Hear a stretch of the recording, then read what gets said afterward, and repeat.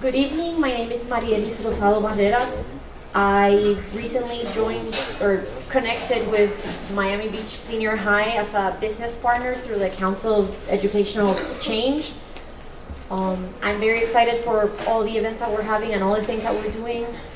As a business partner, I'm a CPA and an attorney, and I'm interested in working with kids, mentoring, helping. And so I was very excited to be asked to introduce here two very important people who work with kids and have dedicated their lives essentially to making a difference. I've heard that we're a little short on time, so I'm gonna make this brief, but I leave you here with Dave Lawrence and Dr. Michael Karp.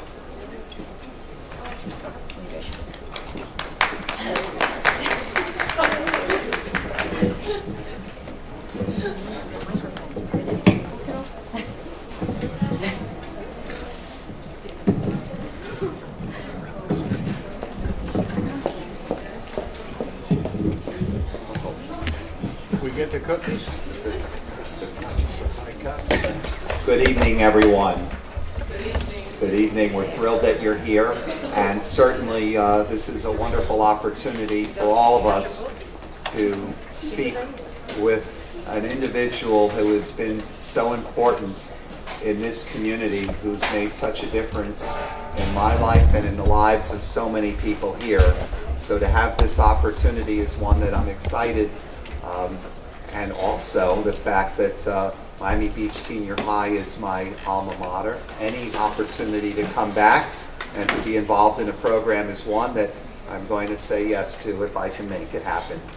So David Lawrence Jr. is the author of A Dedicated Life, Journalism, Justice, and a Chance for Every Child. And hopefully many of you have the book. Was this published with all the stickers in it? Well, I'm kind of like you. I like to prepare and make sure that I'm ready to go. So I've had the opportunity to, actually back in 2005, I began my service on the Children's Trust and was there for 8 years. So I was there shortly after its inception. And then, of course, through that period where in 2008 we went before the voters to get the renewal. So I've seen Mr. Lawrence at many times at those meetings, but at other places as well. So I have a number of questions that I have for you tonight. And gee, this is fun to be kind of like the journalist with the journalism, with the supreme journalist. So here we go. All right. You really loved and respected your father. Early in your book, A Dedicated Life, you write, "Our parents' expectations began with making something of ourselves." You add, "We were expected to like learning and be knowledgeable of the larger world, especially about history and politics." Now, there were 9 of you. Did any of your siblings rebel against these expectations? I grew up in an age and time when you were not permitted to rebel.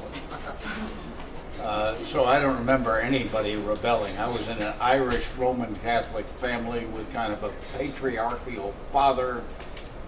It wasn't until after my father died that I realized how strong my mother was. It was the kind of family, we grew up on a farm. Farm is a wonderful way to grow up.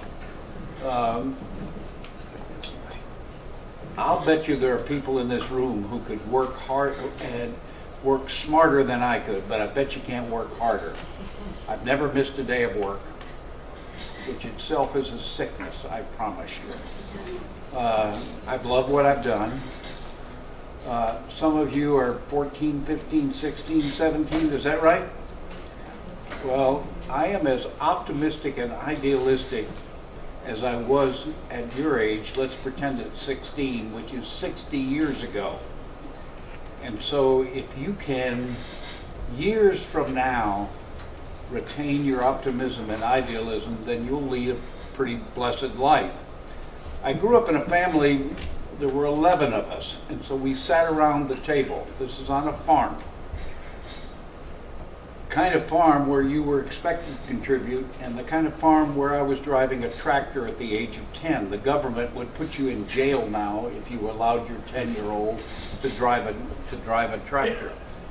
We sat around the table and my father would quiz us on government and politics. I can remember my 8-year-old sister, this would be in the early 50s, who didn't know the name of the governor of the state, and everybody laughed at her. It was the kind of family that when we were 11 years old, we got the World Book Encyclopedia, which had 19 volumes. I would sit and read the encyclopedia because it was fun to learn about things. You were expected to make something of yourself. I was in a kind of family where at 8 o'clock we knelt down and said prayers every night. Would never miss a night. So I grew up with parents who had stunningly good values. They knew nothing about farming, and we lived on the farm until it didn't work out so well. I was on a chicken farm, which is the least glamorous form of farming. I know more about eviscerating chickens. If you don't know what that word means, look it up. Eviscerating chickens than anyone you've ever met. And strangely enough, one of my brothers later became the president of Purdue Chicken. Some of you may have heard the name of that company. It's a great big company. So I'm not sure that the early childhood life led to that. Well, thank you very much. I actually had some questions later on about the farming experience, but I'm going to follow up what you just said with that question now. A couple of them. I know you've been directly involved in many philanthropic endeavors. Have any of these been related to the causes important to farmers and the farming community? No, now what do you do? Now I go to my next question. Or perhaps maybe you can do Farm Aid with Willie Nelson one day. We can consider no, the that. best I can do is sing Silent Night in the car. All right. Or Battle Hymn of the Republic. That's okay. I don't give up easily like you. Sticking with the farming topic, growing up on a farm, does it bother you to see so many kids not exposed to nature and the outdoors, while so many youth are spending their free time playing video games or using electronic devices? Well, I think there is no one in this audience who's spending a lot of time on video devices, am I right? That you all are reading good books and so forth, that's what I expect. No, there are several blessings in life. One blessing in life is what kind of difference can you make? There is enormous power in the individual. If you looked up Henry Ford, who had something to do with the car business in this country, you would find lots of things, including he was a hateful, awful anti-Semite. But it doesn't mean that somebody who has these hateful views can't say something smart from time to time. And he once said, if you think you can do a thing or think you cannot do a thing, you can. There is enormous power in the individual, but you have to believe in yourself. I was the kind of child, when I was graduating from high school, I invited Richard Nixon and John Fitzgerald Kennedy. Do you know who those people are? Tell me you do. They were presidents of the United States. Now, part one of the story is they didn't come. Part two of the story is, to this day, this would be 58 years ago, I have a letter from Richard Nixon saying, sorry I can't be there. And I have an autographed copy of John F. Kennedy's Pulitzer Prize winning Profiles in Courage. My life, to some degree, serves as an example of, if you have some chutzpah, if you're willing to go ahead and try something, if you're willing to take a risk, it's astounding what you can do. And actually, this is really neat, because I'm able to segue into my questions, which is what I'm supposed to be doing. I want another farm question. We'll get to the farm questions later. Okay. I'm still thinking about the eviscerating actions. Sometimes we do that on the school board. You talk about how taking risks can pay off. You just alluded to it now. Do you think it's harder today to take risks? I doubt it. In fact, it may be easier to take risks now. You're going to have moments in life where you're going to say, I'm going to try to do such and such. So I was in the newspaper business for 35 years. I led a life where my wife and I have had dinner with Queen Elizabeth. I interviewed, how many of you are Cuban in heritage? I interviewed Fidel Castro for 5.5 hours. I interviewed the President of the United States on Air Force One. I rode through the barrios of Lima with Fujimori driving. So I had a pretty interesting sort of life. And then a governor of Florida named Lawton Childs, who was a particularly decent and honorable human being, asked me to chair a statewide task force, this is in the mid-90s, on school readiness. How do you get kids off to a good start so that they have momentum all their lives? And I ended up thinking it was so important that I ought to retire and work full time. Well, that meant a stunning pay cut. I have 5 children. We had children going to college and so forth. My wife did not work outside the home. We did not have any inherited wealth, I promise you. So it was a risk, and I have met all kinds of people I would have never known otherwise. The joy of this life is what kind of difference can you make in other people's lives, and sometimes it's small but important in one person's life, and sometimes it's larger and in many people's life. So I did not know, though we have 5 children, I didn't know that 85% of brain growth comes about by the age of 3. I didn't know that 30% of children start school behind and then most of them get further behind.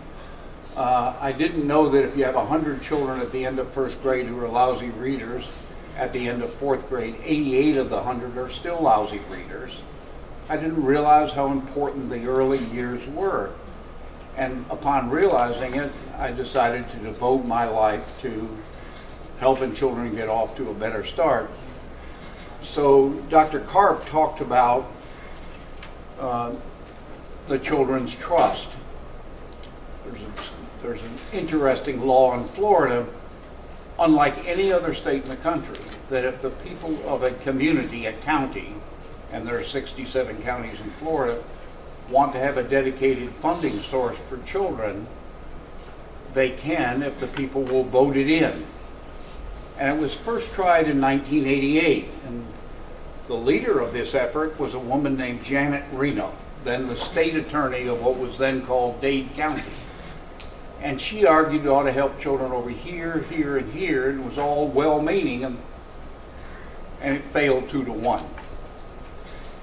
I argue that it was about everyone's child. That some children and some families need more, of course they do. But I argued it was about everyone's family. That the same principles that raise our 5 children are the same principles that raise anyone's children. And we passed it overwhelmingly. So now we have an extra $150 million a year in this community in Miami-Dade for early intervention and prevention. But I spent 2 years of my life doing it. It's worth taking a long time to do something that might make a difference. Can I have another farm question? We're saving that for the last. Come on now. You mentioned your children, so I'd like to focus a couple of questions on family again. Did any of your children go into journalism? No, they didn't, and I think there's a reason for it. Beyond what has happened to journalism, and I'll use the word evisceration again, beyond the evisceration of much of journalism, I was managing editor of a newspaper when I was 27. I worked in 7 different newspapers. I was in a business at the time, it was sort of like the parish priesthood. The archbishop or the bishop is saying, I want to move you over here, here, and here. If you wanted to get ahead, you went to a lot of different places. I think my children wanted more stability than that, and do have more stability than that. Now, I think there was something good that they got out of it. They're more resilient as a consequence. But when you start over again and you're 14 years old or 12 years old or 9 years old, it's tough for kids to do that. They always knew they were loved by their mother and father. I lived in a home where I don't play golf, I don't play tennis, so if I'm home, I'm home. But like tonight, I'm out a good bit. Last night I was out. The night before I was out. I was speaking to someone earlier about all of this, and I have a lifelong problem of saying yes to people. So people, could you do this? Could you meet me? Could you do this? And particularly if it has some advance notice, it looks like it's entirely possible 3 months from now. And then 3 months comes up, and why did I ever do this kind of thing? So you get tired from this. But my idea of a good time, frankly, is going with my wife to a movie. Nice and quiet. You can have popcorn and a Diet Coke. Not a bad life in America.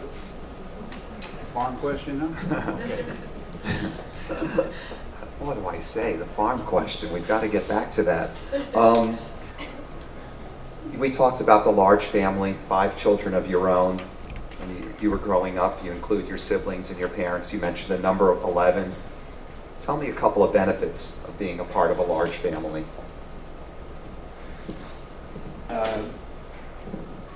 Well, we could have a genuine softball game. I lived for most of my growing up years, I lived in upstate New York. If you can imagine this geographically, on the heel of Lake Ontario, I lived in a small town. I went to school in Sandy Creek and lived in Sandy Pond. You can look it up, they still exist. These are very small places. Neighbors weren't that close. You learn how to play with one another, and it was a wonderful way to grow up. We were all good readers. The first book I can remember is The Little Engine That Could. Anybody ever read that book? Which is a good metaphor for life. I think I can, and so forth and so on. Almost all the presents we ever got were books. And that's where I developed my love for history. We could have real snowball fights. We didn't use the word love in our family, but we were very loved, as a matter of fact. I want to give you one lesson, and it has to do with love. So a great number of years ago, my father is dying. He has liver cancer, and he's in the hospital. He's in Tallahassee. And at that time, I am the executive editor of the Detroit Free Press. And I fly down to Tallahassee to see my father and my mother. And he was to die a couple of weeks later. And eventually, I have to go back to Detroit. I have a job and so forth. And I leaned over to kiss my father on his forehead, and my father said, this is now 32 years ago, no, 35 years ago. I leaned over and my father said to me, I want you to know how proud your mother and I are of you. What did I want him to say? I love you. And it was kind of a wake-up call for me. It's really important to tell people you love them. People need to be loved, wanted, needed, fulfilled. It's not corny. It's about what human beings need.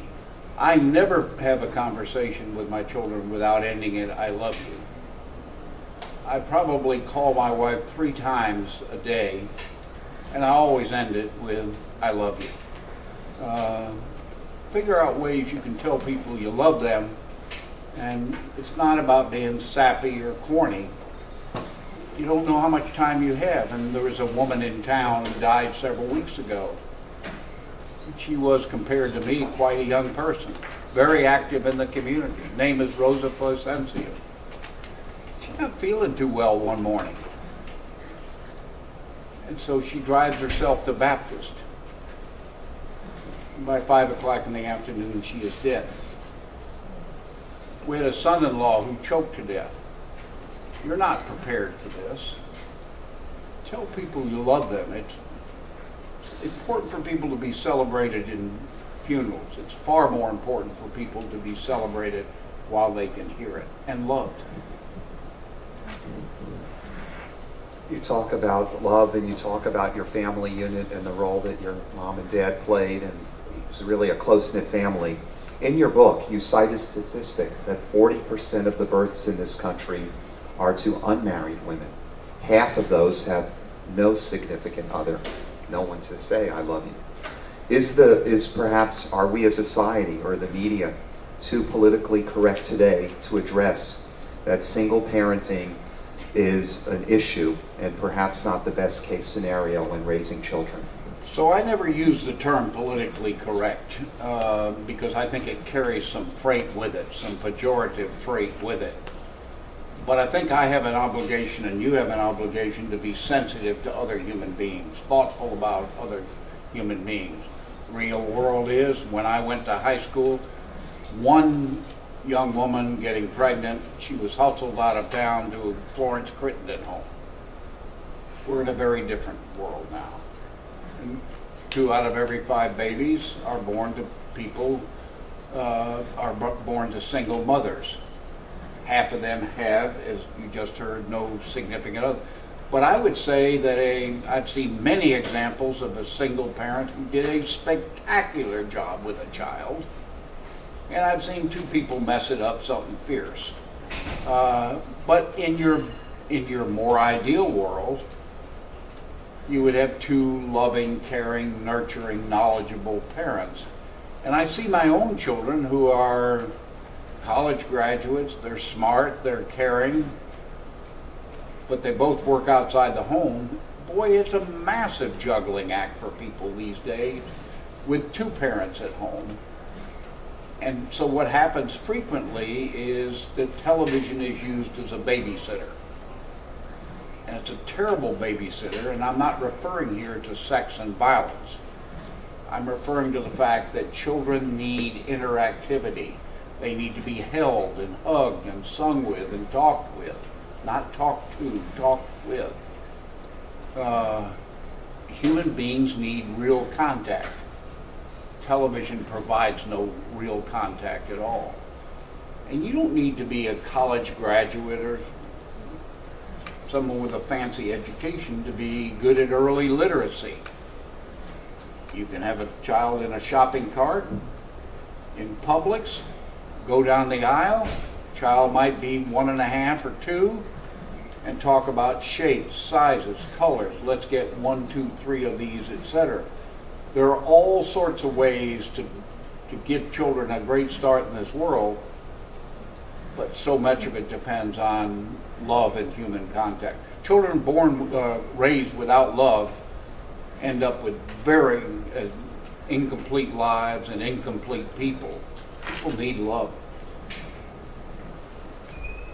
Why did you choose to have this event here instead of at the David Lawrence Jr. K School?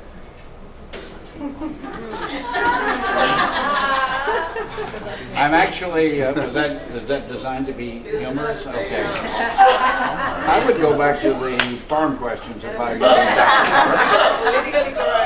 So, actually, it's a privilege of a lifetime to have a public school named for you. It's a big deal in my own life.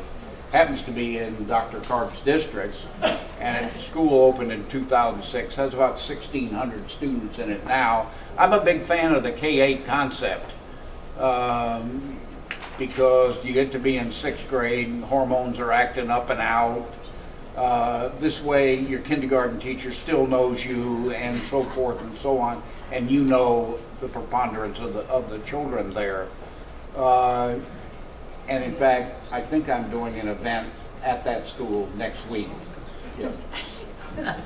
By the way, see, that question got the greatest response, even beyond the farming questions. Because of my strong sense of yes, humor. you definitely, Okay. right, you definitely added to it, Okay. but I had to kick it off. I do remember the I Don't Believe the Herald campaign. It really penetrated the minds of many people. And by the way, for those of you who are not around, we're talking about, I guess, 1992. Okay. And there was a campaign challenging the credibility of the newspaper. One way to combat misinformation is through an ombudsman.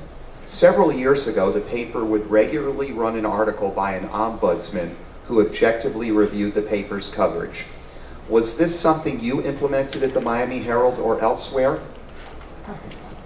Okay, so actually the Herald never had an ombudsman. Your memory is going to know more, but your memory This is see the guy's face. worries me that your memory is going in this. Are you on the school board? What? Yeah, exactly. That's my that? point. We never had an ombudsman. There were a number of newspapers that did, and it comes from a Swedish concept. The first one was the Louisville Courier-Journal. I always felt that my job, and I wrote a weekly column, was in fact to be kind of the ombudsman, and I wrote about what our flaws were, how they came to be, and so forth and so on.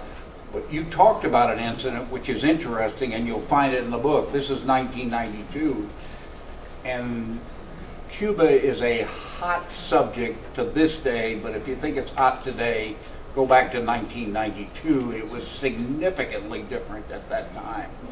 And a very powerful person decided to start a campaign. It was, I don't believe the Herald, Yo no creo el Herald, and it was you would see it on bus benches and park benches and on buses and so forth. And it was very significant. And how significant? Well, it was significant enough that wackadoodles, I'm not talking about the person who started the thing, wackadoodle being a technical term for someone who is unbalanced, ended up doing some things, putting feces on vending machines and so forth. It ended up so serious, which shouldn't really happen in America, it ended up so serious that the FBI came to me and said there are very significant death threats. My wife and I started our cars by remote control for 2.5 years. We went to Christmas Eve Mass at Little Flower in, I guess, Christmas of '92 with armed plainclothes police officers. You don't expect that to happen in our country.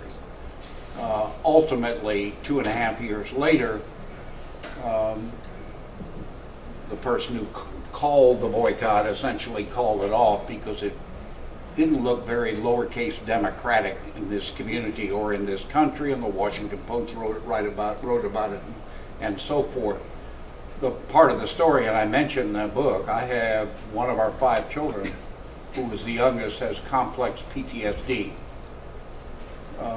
This is the same kind of thing that people come back from Iraq and Afghanistan, and so has had enormous problems adjusting as a consequence. There are real consequences in the world for what other people do. I don't feel hateful about it, but it pains me that somebody went through that much. We didn't realize it at the time. I always figured if somebody wanted to get me, they could get me. So we didn't worry about it, but I didn't realize the impact on a 7-year-old.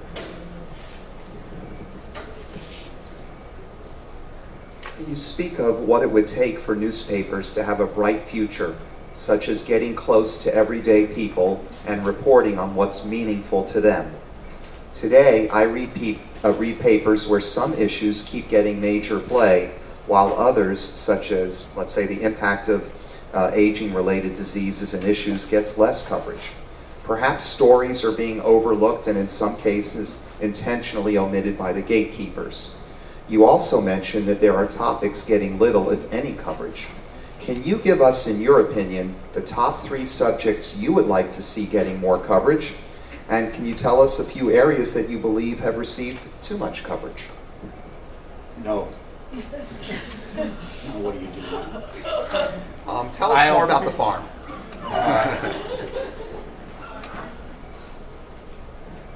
I think the news media are in terrible trouble in this country. You have the President of the United States who has made it his practice to tell people about fake news and false news so much that it is a drumbeat on people's heads. The newspaper business was the principal game in town for most of my career. When I went to the Herald, we had 2,600 plus employees. There are now about 400. We now, social media has a lot to do with this.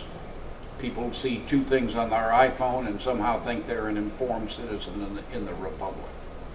We tend to watch and listen and read what we already agree with. That is a sea change from where we were before. You can't keep this republic, and there is nothing guaranteed about this keeping what we have.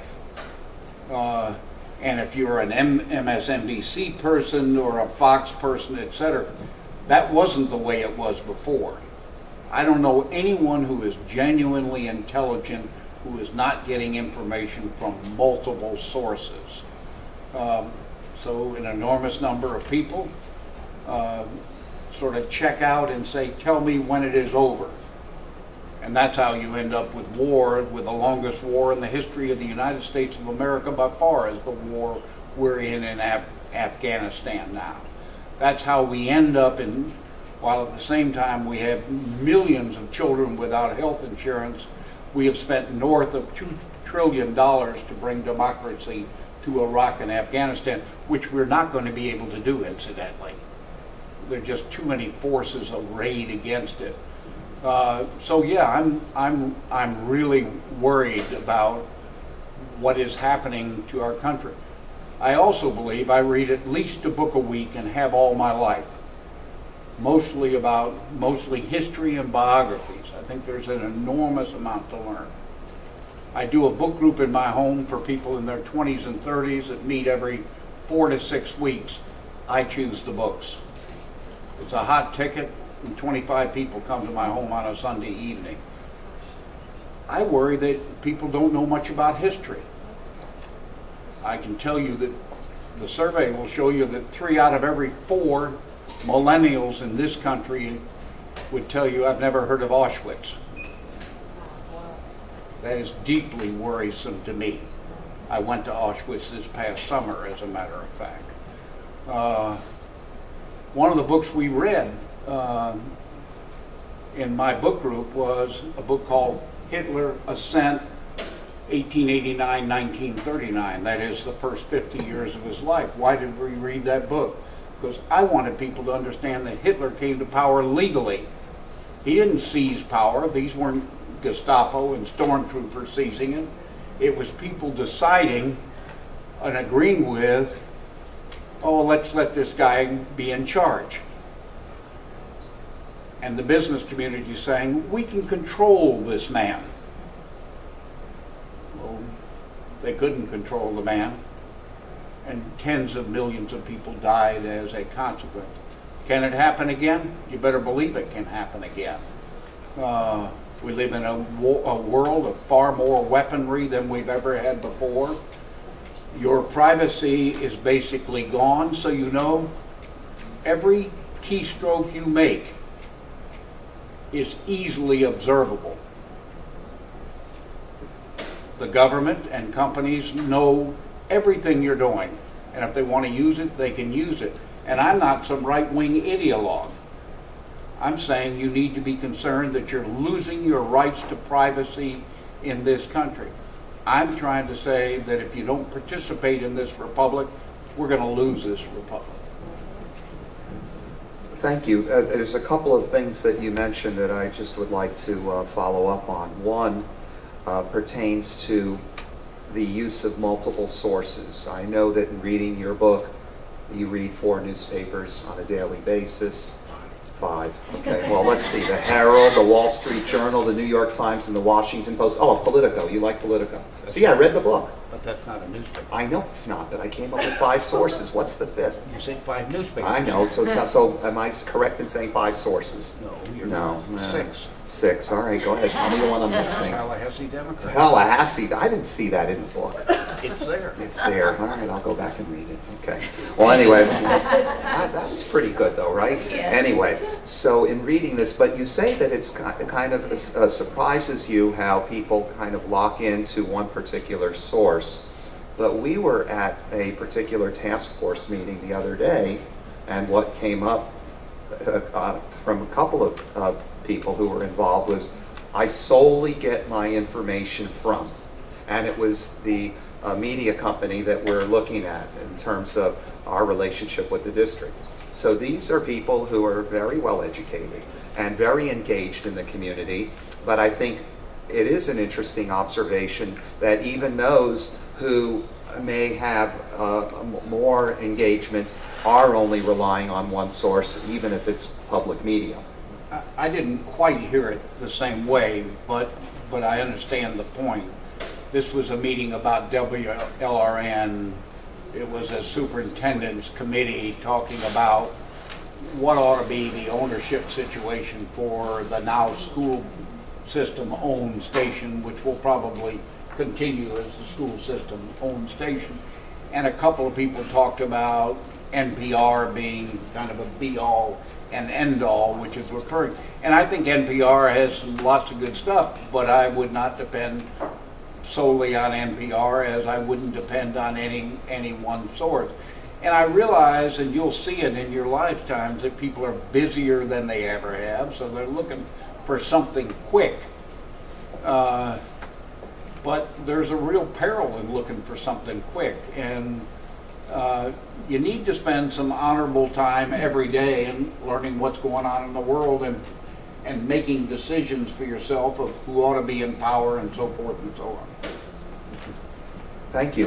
The other thing I wanted to pick up on was in terms of the president and his relationship with the media, but my question would be, and you did write in your book about media credibility continuing to erode, and you spoke of the assault on the press and the difficulty to discern what is accurate. Is some of that assault brought on by media people? Do you believe the media is partly to blame for the confrontations? So, first of all, media, the word media is a plural noun. So when you see you use the word media, you want to use media are, and that's part of the important point here. There's an extraordinary array of media in this world. I said before that no one of wisdom is getting his or her information from any one source. I see bias in the media all the time. I would frequently, over the years when I was in charge of newspapers, I would speak to audiences and ask the audience, who here considers himself or herself generally objective? And a number of people would raise their hands, and I would then make the point, these are the most dangerous people in the room. Because I don't think there are many objective people, and I don't think anybody in this room is fully objective or even close to it. The best you can do in this world is sort of realize what your biases are and then try to keep them away from where they ought not to be. So I read the New York Times every day. I like the New York Times. I think it's the best newspaper in the English language, but it has a distinct liberal bias, more of a liberal bias than the Times traditionally did. Trump, of course, exercises and energizes people in a huge way, and so when you're attacked, you tend to strike back, right? That's what the human nature is. So I see liberal bias in how headlines are written, how pictures are used, what stories appear on the front page, and so forth. I also see conservative bias in a whole bunch of places. Again, I would argue that none of us should be getting his or her opinions or information from any one source. Thank you, and I think without going further down that road, you provide in the book an interesting example in terms of your observation of what happened in the newsroom when Lyndon Johnson announced that he would not seek the nomination or the renomination. So instead of making this a guessing game for people, Sure. we're in March of 1968. I'm working at the Washington Post. And we're in Vietnam, where 58,000 Americans died. For what purpose, nobody can tell you today. And hundreds of thousands of other people wounded. And Lyndon Johnson goes on television at the end of March of '68. This was the same year, incidentally, as a perfectly awful, angry, out of sorts Democratic convention in Chicago with a police riot. And it is the same year that both Dr. King and Bobby Kennedy were killed. So it was a very rough year. And in March of 1968, Lyndon Johnson, who, so you know, was the single best education and human rights president of the 20th century, an extraordinary human being, but like the rest of us, flawed, announces on national television, to the surprise of most people, "I'm not running again." And so what I remember vividly is people in the newsroom cheering. Well, they weren't paid to cheer. They're not on one side. I realize that people have personal lives, but in a newsroom, those personal biases ought never to be shown and reflected. To switch gears for a moment, in Florida, we spend less than $25,000 for a pre-K slot and $50,000 to incarcerate a juvenile, as you cited in your book. Actually, the numbers are way worse than that. Way worse than that. So just to give you the numbers, we pay less than $2,500 for a pre-kindergarten slot in Florida's constitutionally agreed upon pre-kindergarten for 4-year-olds. A public school slot in Florida is about $8,000. It costs $20,000 to incarcerate an adult and $50,000 to incarcerate a juvenile. And that's without mental help, and an extraordinary number of incarcerated juveniles need mental help. So we've got our priorities backward. If you looked at the Florida state budget, it's about $90 billion, and less than 2% of it is spent in the early childhood years.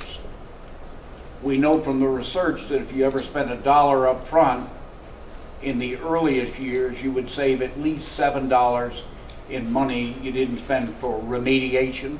Florida spends close to $3 billion in secondary and elementary remediation. We've just got our priorities backwards, and foolishly so. And if you're spending less than 2% on early childhood, you're making an enormous mistake for the future of this country. So I'll give you a statistic that I want you to be alarmed about. Anybody in this room 17 or more? Okay, I can see. 17, at least 17. 75% of 17 to 24-year-olds in the United States of America cannot enter the American military. They have a substance abuse problem, a criminal justice problem, an academic problem, or a physical problem. You ought to be worried about the national security of a country you depend on and you love. And you ought to be alarmed by the fact that 3 out of 4 young people cannot even enter the American military. This isn't what it was like when I went out of high school. You could get a job easily enough. It would be close. It might be in retail. It might be digging something or whatever else. Or it's not even like when I went to ROTC at the University of Florida and you had to know how to use and clean an M1 rifle. We live in a very sophisticated world. You need very educated people to be able to do this. And that was 3 out of 4, as you cited. Right. Yeah. There is significant research that shows that kids who are more religiously observant or feel a stronger connection to a religion are happier, more generous, and are less likely to get into trouble. Do you believe it is essential for children to have a connection to a higher being? As a child advocate, how do you think we can get this message across? Do you believe that the media rarely covers religion unless it's a negative story? No, I don't. I don't have anything in my life experience that would tell me that. Might be true, but it just hadn't crossed my mind. Here's what I think. I was born Roman Catholic. My wife is Jewish. I think it's entirely accidental that I was born Catholic and my wife was born Jewish. Or that somebody else was born Muslim, or somebody else was born a Methodist. I do not think that God had a grand plan for you're Jewish, you're Methodist, you're Catholic, you're whatever. It just defies my imagination. I also, as a reader of history, think that a stunning evil has been done on behalf of religion. And I could cite an example from my own faith of the bargain that was made before World War II with Pope Pius XII, who was the Pope of my childhood in the 40s and 50s, who as Secretary of State for the Vatican made a bargain with Hitler's folks that basically, if you leave the Catholic Church alone, we'll leave you alone. Well, that's not the responsibility, that should not be the responsibility of people of faith. Here's what I think. I think children need to grow a bunch of different ways. Cognitively, emotionally, socially, behaviorally, physically, and spiritually. I think people who grow up without spiritual growth are leading deeply incomplete lives. What's going to happen to the young people in this audience is you're going to face tragedy in your life. People are going to die. You're going to be heartbroken. I live my life at least partially on the basis that people I love, have loved, I will see them again. I don't understand the purpose of life if there was not a higher being. When can we eat the cookies? Soon. Well, how much, should I get a few more questions, or are you hungry? I can open it up. I have more questions. Okay, Maria's the principal, and she's in Doc, charge here. what are we doing? A few more questions?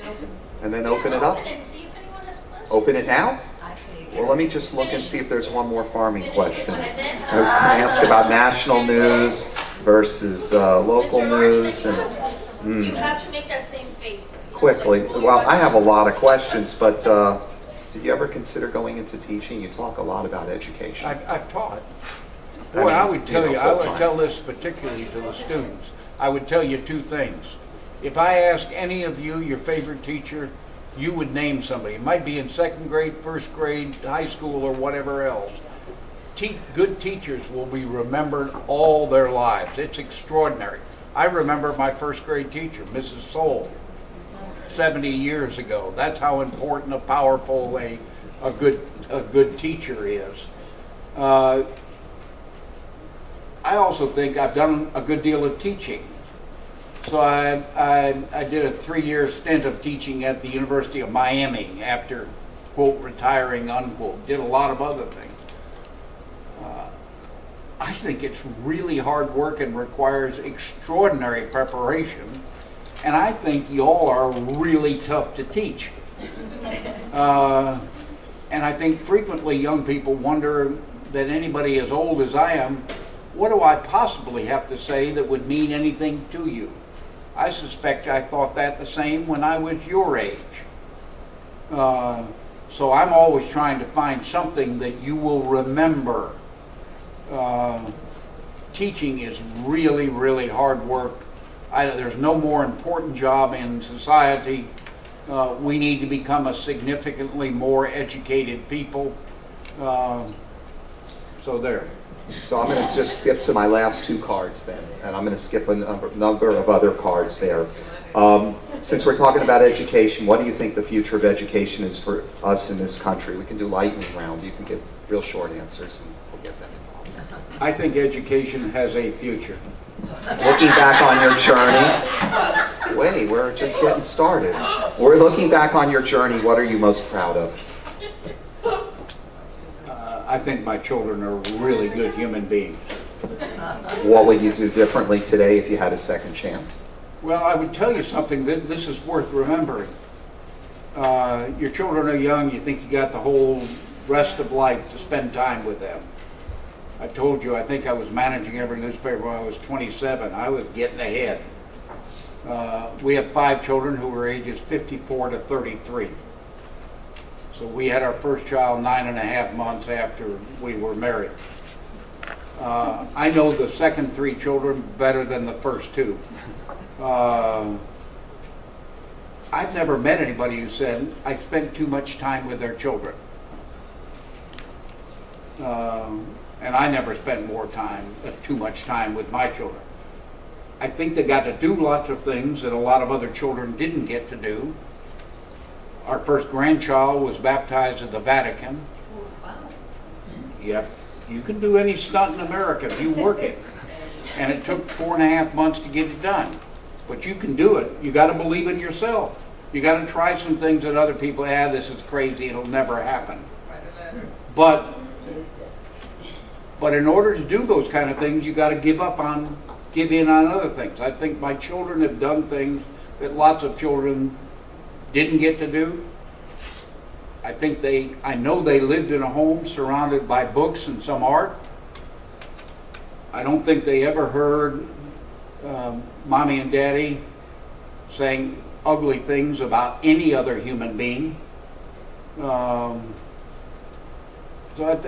They turned out to be very good people, but did I spend too much time with them? No, not at all. And I think, incidentally, I watch my own children with their children. I think they're better parents than I was. They're extraordinary. I couldn't be more proud of them. Thank you. And my final card, and we'll wrap up. Do you like reading the paper in digital or traditional form? So I think, except for a handful of newspapers, Washington Post, New York Times, Wall Street Journal, I'm not sure that 5 or 10 years from now that there will exist a print version. And while I get 2 newspapers in print every day, the Miami Herald and the New York Times, and both my wife and I like to read those in paper and turn the pages. If the newspaper is late, I'm perfectly happy looking at the Herald app, in which I can see everything on the page and turn to the next page and turn to the next page and turn to the next page. And when I'm out of town, I can see all sorts of things by looking at my iPad. I love books, and if you came to my home, you would find hundreds and thousands of books. I like to be surrounded by books, but I frequently, when I go walking, I use the Audible app. Do you know that app? It's a great app. If I'm sitting and waiting and I don't have any paperwork to do, I'm reading a book on the Kindle. Now, what I tend to do, incidentally, I like the book, so I go ahead and buy the book as well, just because I like to be surrounded by books. Well, thank you. So it doesn't seem to bother you if it becomes extinct in the paper form. You've already made the transition, and I suppose everyone... This is the kind of liberal media question I hate. Knee-jerk liberals are all alike, Martin. I'm exhausted from this. No. Give me the mic. By the way, students, just remember, media are, okay, subject-verb agreement. We're getting that right. You used it wrong before, but and that's I was why I trying to wanted to politely hit make that a on. point. And, listen, I'm the first one that always talks about being an alumnus, not an alumni. A lot of people do that. I'm very big stickler on grammar, so I'm really glad you brought that up. Okay. All children are our children. That's where I'd like to say thank you for making this clear in your book and for doing all that you've done. Thank you. Okay, thank you. Questions? If you ask a good question, you can get a cookie. So we have 8 cookies to share with 500 people. Okay, yes. Okay, so since you are retired, right? And now that's my information because I already read your book. And you read 5 newspapers every day. At what time do you get up in the morning? It will never be revealed. Now, I only read 2 newspapers completely, so I don't want to funny farm you. And basically, I don't read magazines anymore. I'm trying to make sure I read at least a book a week, and sometimes I read several. In order to do that, this is what life is about. You got to make choices. I'm going to give up this, and this. So I'm particularly interested in the Wall Street Journal, which has, first, I want to see what it has on its quite conservative editorial page. I want to see what other people are thinking about. So I pick and choose among all of that. I don't sleep as well as I used to as part of my problem. Who here is a male in this room? Someday, Dr. Karp? the two of us, at a certain age, are you ready for this? Men go to the bathroom more often.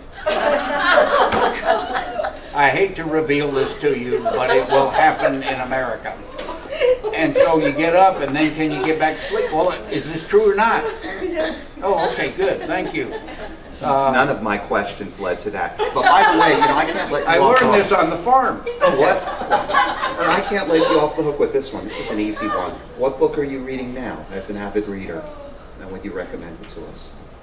Well, I'll give you a sensational book that I read recently, and it's fiction, and I don't read a lot of fiction. It's called A Gentleman in Moscow. Oh, I love that. By who's? Do you like that? Towles? Amor Towles, Towles. It's a sensational book. I happened to listen to it on Audible. Did you? And it was a lilting Russian accent. It was just beautiful.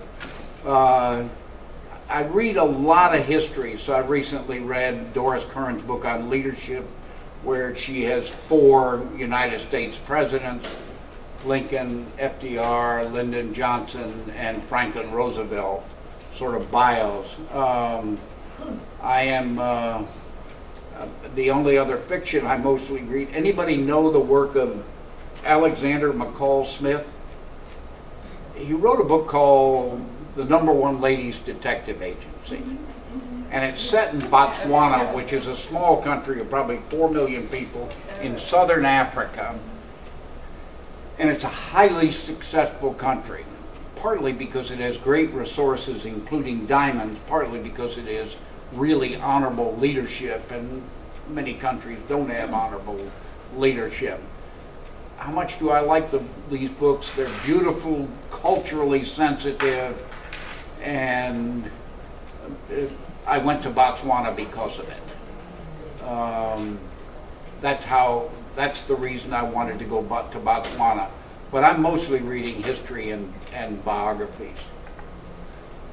As a follow-up on that, because I know you have said you like history and biographies, how do you decide what books to read? Because if you're reading one book per week, you're reading a lot. So do you have people who recommend books, or how do you decide what books you read for the book club? So I'm a obsessive compulsive human being. If you give me a book, and for God's sakes, none of you give me a book, please. I have so much Catholic guilt in my soul that I will read the book and comment upon it to you. So that eats me up considerably. So don't any of you send me any books ever, and try not to recommend them either. So I read, among other things, the New York Times book review section every Sunday. So there were 2 books this week, both of which I had read because I had seen reviews elsewhere. Wall Street Journal on Saturday does a great job with book reviews. People will tell me about a book I ought to read. I'll go into Books and Books, and I'll talk to the people at Books and Books. What's selling these days? What do you really like yourself? Many of them are good book readers. So I give books as presents all the time. I think a book costs $25 with a discount is a lovely gift, and it's personal to give to somebody else.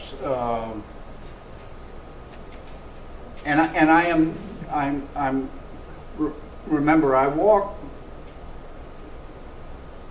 4.5 miles 4 days a week. So I'm listening to a book 4 times a week, and then I'm doing another book, and I'm reading it on the iPad. So frequently it's 2 or more books a week.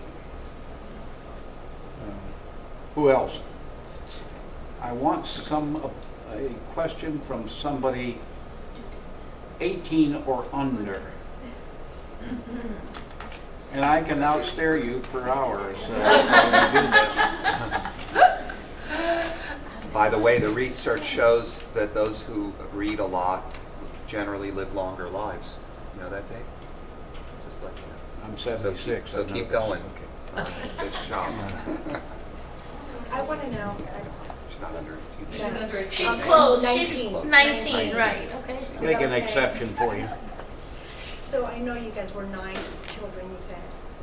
So where were you in between those 9? Oldest boy, second oldest child. The farm ultimately, I'll give you some other books and then I'll come back to this. There's a book by Susan Orlin which is called The Library Book, which is new, and she wrote The Orchid Thief, which is a really, really good book. I just read Becoming by Michelle Obama, which was interesting to understand her earlier years.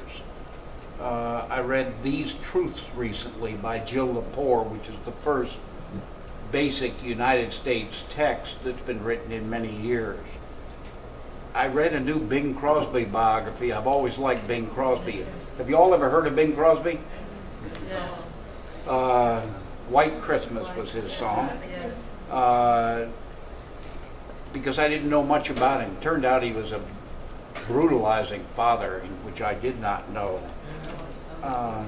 I read a biography recently of Wendell Willkie, and if you know who Wendell Willkie is, you get 2 cookies. Anybody know who Wendell Willkie was? Ooh. Wendell Willkie was an extraordinary human being who ran against Franklin Delano Roosevelt in 1940. He was very significant in history because he, contrary to helping him politically, agreed with Roosevelt that certain things had to be done to prepare us for war, and we needed to be prepared for war, and there was a huge isolationist movement in this country led by people like Charles Lindbergh, and Wendell Willkie's decision to help FDR with this was very important to our winning the Second World War. Okay, somebody's got to ask a question back there. Question. Come on, High Tides. Let's go. Anything you want. Doesn't have to be about the book. Just anything. What's your favorite movie?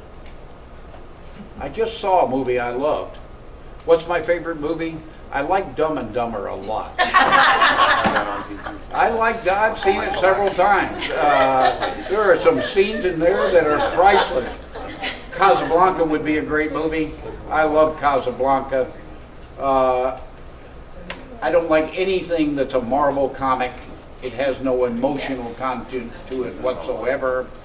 I like movies that inspire. I actually like happy endings. There's enough unhappy endings in this world. I just saw a wonderful movie in the last 2 weeks and took a 14-year-old I mentored to it called Green Book. Awesome. Have you seen it? Yes, awesome. Awesome. Like my students that are here, they're talking about. Okay, so this is a movie set in 1962. I would have been 20 then. And it's a black concert pianist, and a renowned black concert pianist, who's going to make a southern tour. This is before the Public Accommodations Act and the Civil Rights Act of 64 and 65, and going to drive through the South to do a concert tour. He takes with him as a driver a white, tough guy, Italo-American from the Bronx. In theory, they have nothing in common, although ultimately they've got a lot in common. I have seen this before and remember it from that time. There used to be a publication about like this called the Green Book. And if you were black and you traveled throughout the South, you looked in this book to see where you could stay and where you could go to the bathroom and where you could go to a restaurant. And so they use the Green Book in the movie. It's a lovely, inspiring, and a true story, right? That was nice. Yeah. So you would love the movie. I still don't have a question from somebody. Yes, ma'am, thank you. What's your like most favorite book ever Most favorite book? that you like to read a lot? Okay, so I'm going to turn this around for a minute and then I'll tell you. You got one book to recommend to me. I want at least 5 of you to tell me the book. What's a book that you thought in the last few years that you read that you thought was very special? I read one named After. What? After. After. What's that about? I read before, but I missed after. Okay. Like romantic, and fiction. Okay. Give me another book, somebody. And if you don't do it, I'm going to ask you, tell me what your favorite book is. Say it again. The boy in striped pajamas. The boy in striped pajamas. Oh, okay. Give me another book. Yes. Say it again to me. Pride and Prejudice. Pride and Prejudice. Oh, Pride. You know, I never could get through Jane Austen. Good for you. Somebody over there.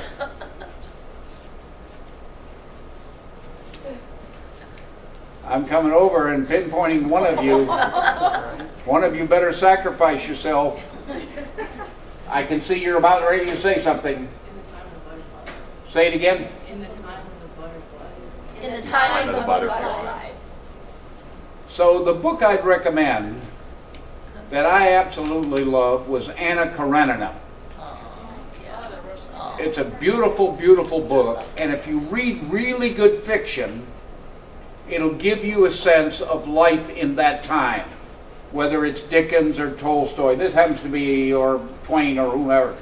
This happens to be a Tolstoy book written in the mid-1860s, and it will give you a profound sense of what it was like to be Jewish or a serf or nobility in Russia, a very backwards land for many, many years. It's a lovely, romantic, special book. His most famous book is War and Peace, but this is, I'd recommend. I read that one. What? I read that one in high school. Yeah. Folks, I've enjoyed being with you. Thank you so much. Thank you.